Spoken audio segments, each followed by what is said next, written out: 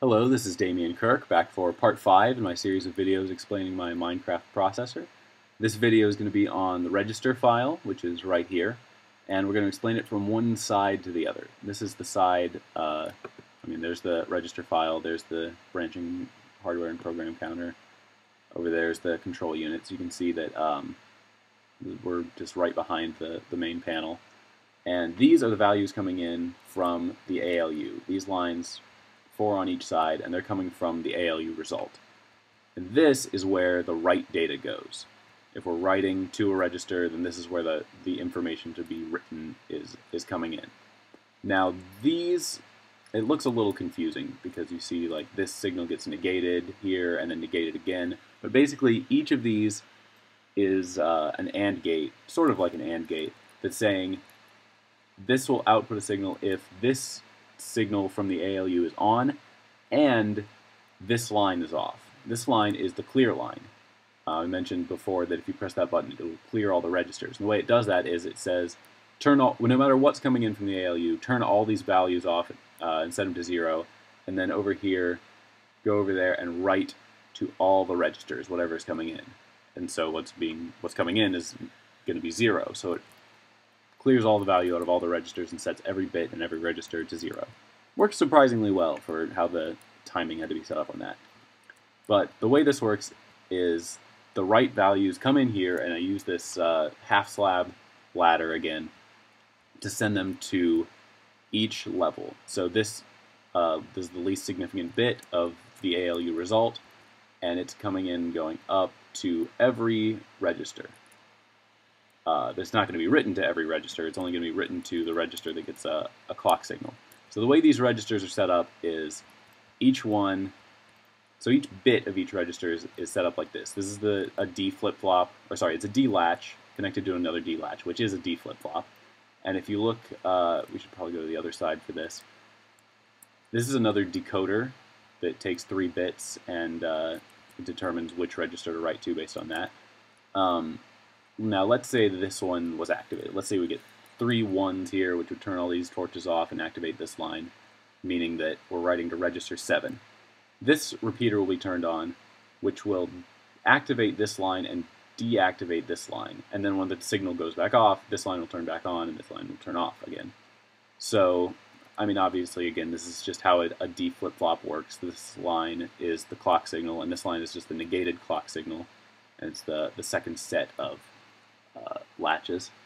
And it's just a way to make sure that the value that's being read out of this register doesn't change to the new write value until the write is finished. Which isn't entirely necessary with the way this is timed, but it's just good to have there to be safe in case we're reading from this register and it's applying its value to the ALU and then writing back to it, just to be sure that it doesn't, writing to it doesn't interfere with what's being read and what's then being written again. It doesn't read the new value until it's done being written to.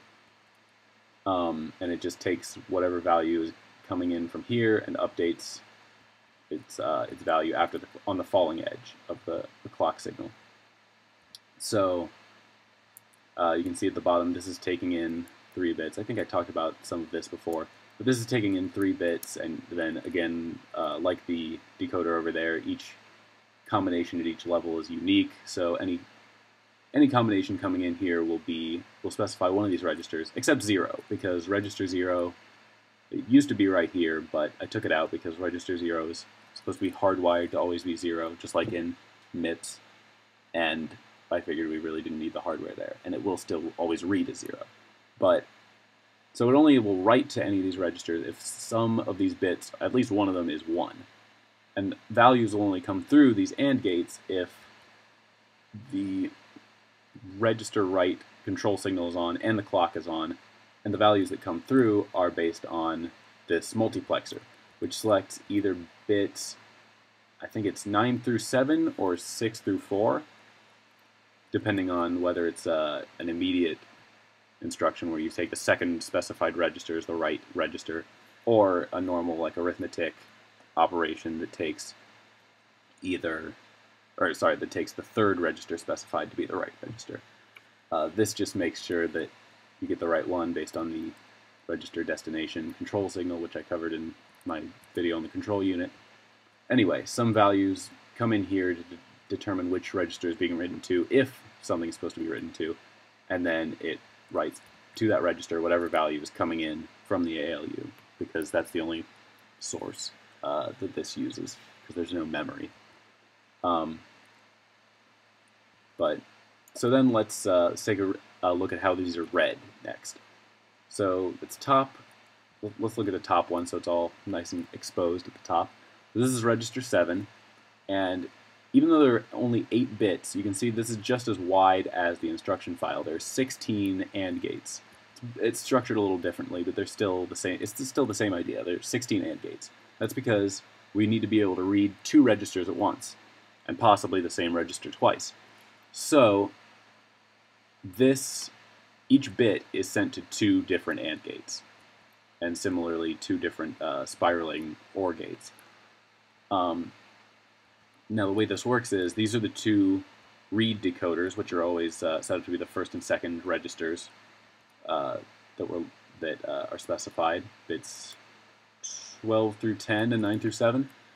I think this one's 12 through 10 and that one's 9 through 7. And you can see here that this line that activates the left side of all these AND gates is actually only the left side of every other AND gate, alternating. This line, or the torch here, is only activating every other AND gate, the other alternating ones. So you end up with, this is the most significant, the output here is the most significant bit of read register 1, this one here is the most significant bit of read register 2, this is the second most significant bit of read register 1, etc.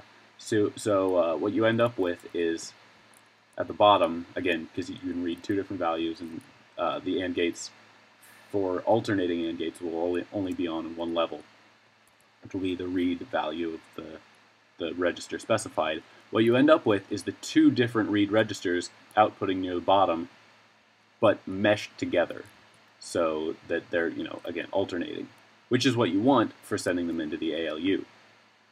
So down at the bottom here, you can see that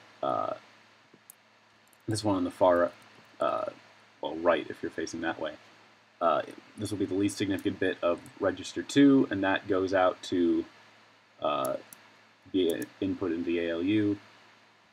This one over here, though, is register 1, which goes down to the ground because it's taken in slightly differently, and then it's also sent out to the output.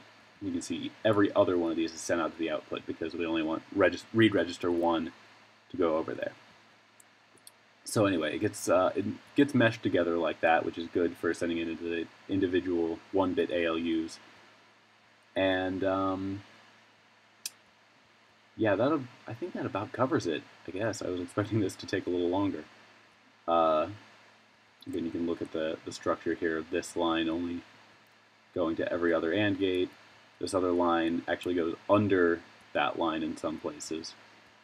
You can see it goes along here and then goes under that line to go to every other AND gate as well, so that each of these can be read twice or in 2 different places.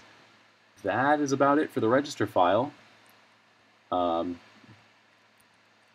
Yeah, keep watching for my next video on the ALU, which hopefully I can squeeze into just 1 video. It might take 2, depending on how long it takes, but hopefully it won't.